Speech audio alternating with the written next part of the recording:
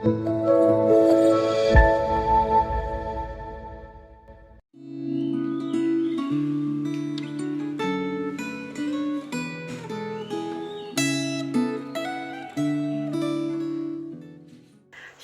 Bapak Ibu dan saudara-saudara yang terkasih di dalam Kristus.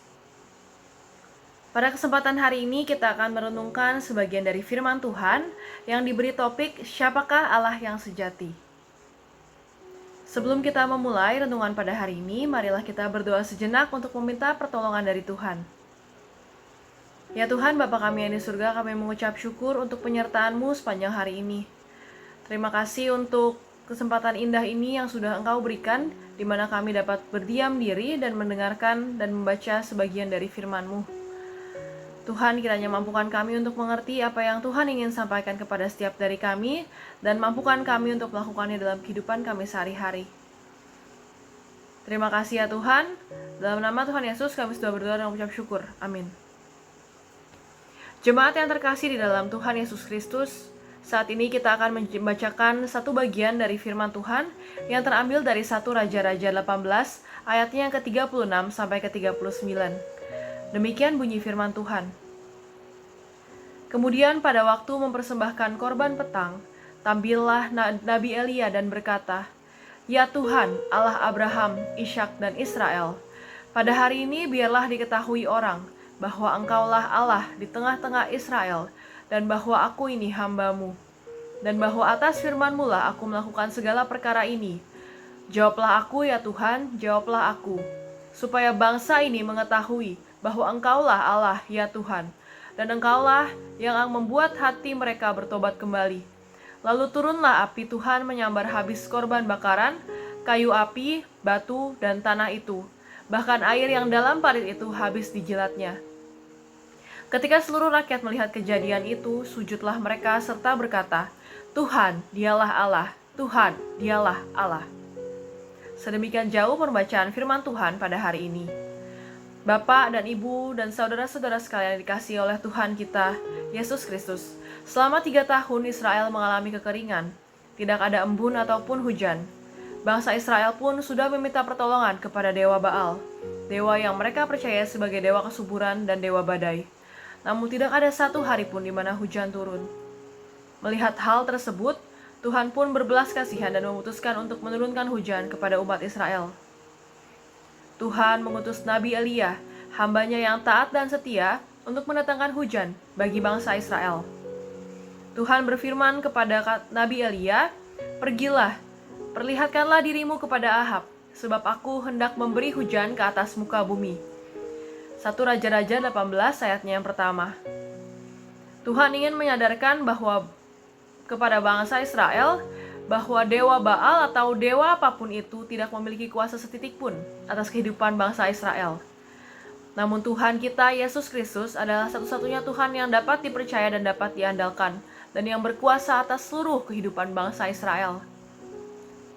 Namun demikian, sekalipun Tuhanlah yang akan menurunkan hujan, Tuhan pun juga mengetahui bahwa bangsa Israel masih dapat melakukan kekuasaan Allah dan mengira bahwa dewa Baalah yang menurunkan hujan.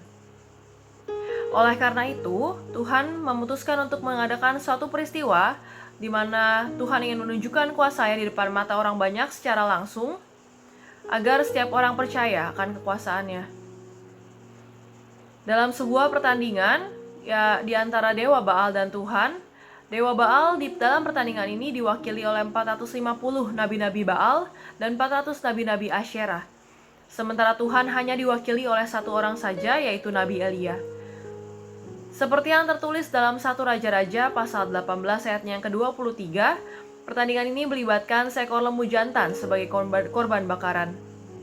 Dalam pertandingan ini dilihat siapakah di antara Tuhan dan dewa Baal yang dapat menurunkan api untuk membakar seluruh korban bakaran tersebut.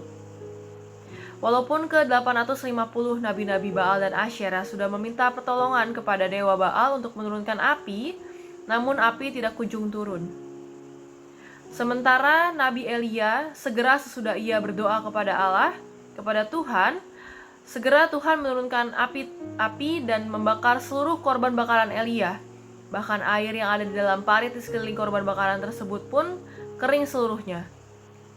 Suatu hal yang tidak mungkin terjadi dari sudut pandang manusia, namun sangat mungkin bagi Allah. Melihat hal tersebut, bangsa Israel pun menjadi takjub, sujud menyembah dan mengakui kebesaran Tuhan. Melalui bagian dari firman Tuhan yang sudah kita baca pada hari ini, kita pun kembali disadarkan bahwa Allah kita adalah Allah yang sejati dan maha kuasa. Ia dapat melakukan hal-hal besar dan yang mustahil di mata manusia. Peristiwa ini pun sudah membukakan mata setiap orang yang melihatnya secara langsung. Dan semoga saja saat ini setiap dari kita yang sudah membacanya juga dapat dibukakan mata hatinya dan percaya bahwa Tuhan kita adalah Allah yang sejati, adalah Allah yang sebenarnya, satu-satunya Allah yang dapat dipercaya dan diandalkan. Bapak, Ibu, dan saudara-saudara sekalian, pada kesempatan hari ini, marilah sekali lagi kita merenungkan, apakah kita sudah memiliki iman dan keyakinan yang sama dengan Elia? Apakah kita sudah sungguh-sungguh dan benar-benar mengakui bahwa Tuhan adalah Allah yang hidup dan yang maha kuasa? Apakah Anda masih sering berusaha untuk bersandar pada kekuatan Anda sendiri dalam menyelesaikan berbagai masalah dalam kehidupan Anda? Padahal kita memiliki seorang Allah yang luar biasa, yang penuh kasih, yang penuh belas kasihan, yang selalu bersedia untuk menolong setiap anaknya yang meminta pertolongan. Bapak, Ibu, dan saudara-saudara sekalian, pada hari ini marilah kita kembali merenungkan, apakah kita sudah memiliki iman dan keyakinan yang sama seperti Elia? Apakah Anda sudah yakin sepenuhnya bahwa Tuhan kita adalah Allah yang sejati dan yang maha kuasa? Apakah Anda masih sering berusaha untuk bersandar pada kekuatan Anda sendiri untuk menyelesaikan setiap masalah-masalah yang ada dalam kehidupan Anda?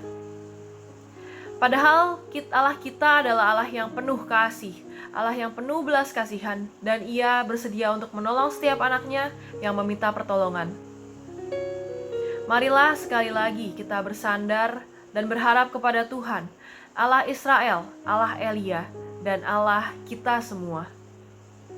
Tuhanlah yang akan membela dan menolong kita dalam semua kesesakan, termasuk dalam masa-masa sulit seperti saat ini. Janganlah putus asa, janganlah berseru kepada Allah-Allah lain. Berserulah hanya kepada Tuhan dan nantikan pertolongannya yang akan datang tepat pada waktunya. Yakinlah bahwa tidak ada satupun masalah yang begitu besar untuk diselesaikan oleh Allah. Mari kita berdoa.